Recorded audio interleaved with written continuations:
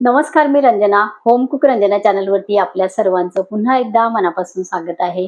आजची रेसिपी मी करणार आहे कोळंबीची. खूप साधी सोपी कोळंबीमध्ये तुम्ही बऱ्याच फळभाज्या घालू शकता. चला तर मग आजची रेसिपी मी सुरू करते. कोळंबी बनवण्यासाठी मी इथे काही कोळंबी साफ करून घेतलेली आहे. त्याची चव रश्श्यामध्ये छान उतरते. तर यामध्ये मी आज घालणार आहे बटाटा. तर एक मिडियम साईजचा बटाटा मी ह्या प्रकारे कापून घेतलेला आहे सालीसकट. आणि वाटण तयार आहे. टोमॅटो एक आहे आणि 5-6 लसणाच्या पाकळ्या मी इथे कुटून घेतलेले आहे. साधी सिंपल रेसिपी आहे, पण चवीला म्हणाल तर ही कोळंबी अतिशय छान होते. 2 टीस्पून मी घालते तेल. तेल कडकडीत गरम करायचं आहे. 5-6 पानं इथे कढीपत्त्याचे तेलामध्ये टाकते. सालीसकट लसूण टाकते. थोडासा लसूण आपल्या तेलात परतल्यानंतर घालायचे बटाटे.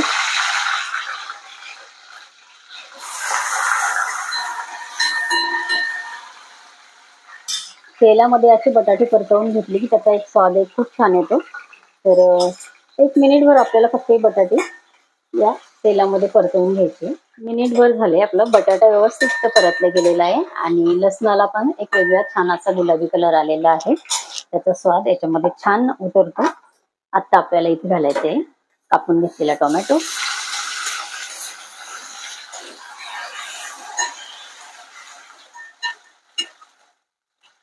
टोमॅटो आपल्याला 1 मिनिटभर या तेलामध्ये व्यवस्थित मिक्स करून आणि खालीवर परतून घ्यायचं आहे.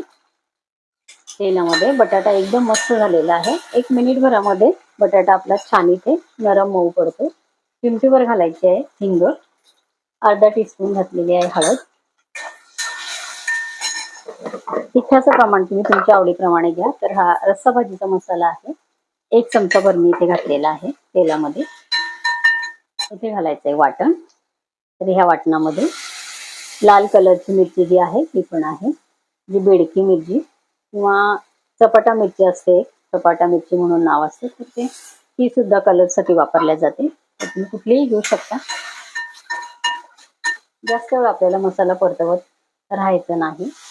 साफ केलेली कोळंबी घालायची आहे. व्यवस्थित मिक्स करायचं आहे. कोळंबीला एकदम छान मस्त कलर येतोय बघा. तर आता इथे मी घेतलेले आहेत 15 ते 20 पानं आहेत ही माठाची. माठाची भाजी आपल्या सगळ्यांना माहिती आहे, लांब लांब पानं या भाजीच्या असतात. तर ह्या भाजीचे पालेभाजीचे जे पानं आहेत, तर हे पानं तुम्ही कधी कोळंबीमध्ये घातले नसतील तर घालून बघा आणि ही कोळंबी कशी लागते ते नक्की बघा. फळभाज्या तर घालतातच घालतात, पण काही पालेभाज्या अशा आहेत की ह्या कोळंबीमध्ये त्या खूप छान लागतात. तर एकदम बारीक मी कापते बघा. स्वच्छ धुवून घेतलेले आहेत पानं. त्याच्या ज्या कोवळ्या काड्या होत्या त्या सुद्धा मी याच्यामध्ये टाकलेल्या आहे. आणि आता जेवढं बारीक आपल्याला कापता येईल ही भाजी तेवढी बारीक करून ह्याच्यामध्ये घालायची आहे.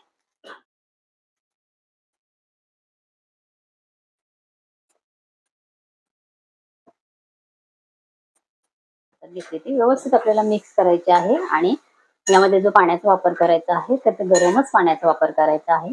व्यवस्थित मिक्स करायचे आहे. इथे आपल्याला गरम पाणी टाकायचं. त्याच्या डब्यामध्ये मी गरम पाणी घेतलं आणि गरम पाणी आपल्याला ह्याच्यामध्ये घालायचंय. अजून थोडंसं पाणी घालणार आहे.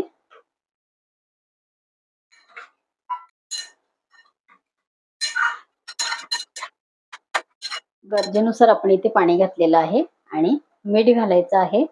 व्यवस्थित आपल्याला बटाटा शिजेपर्यंत छान आपल्याला हे शिजून घ्यायचे आहे. तर बटाटा आपला तेलामध्ये परतवल्यामुळे खूप लवकर शिजला जातो. कोळंबी आणि बटाटा आपला सारख्याच वेळामध्ये इथे शिजले जातो. आणि ही जी पालेभाजी आपण टाकलेली आहे तर तीही आपण तेलामध्ये परतवायची नाही. नंतर ह्याच्यामध्ये आता जशी टाकली तशी टाकायची. त्याची चव टिकून राहते. तेलामध्ये त्याची संपूर्ण हे निघत नाही.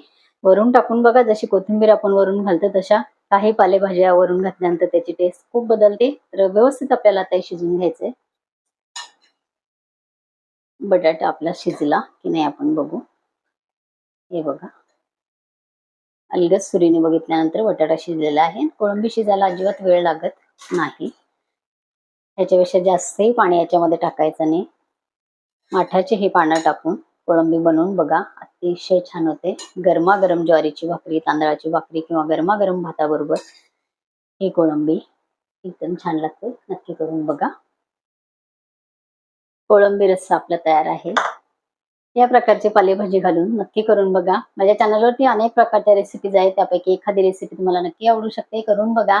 आणि तुम्ही मला Facebook, Instaवरती सुद्धा फॉलो करू शकता. माझ्या WhatsApp चॅनलला ॲड होऊ शकता. त्याची लिंक मी खाली डिस्क्रिप्शन बॉक्समध्ये दिलेली आहे. जरूर चेक करा. परत भेटूया असंच एका छानशा रेसिपीवर. तोपर्यंत बाय बाय.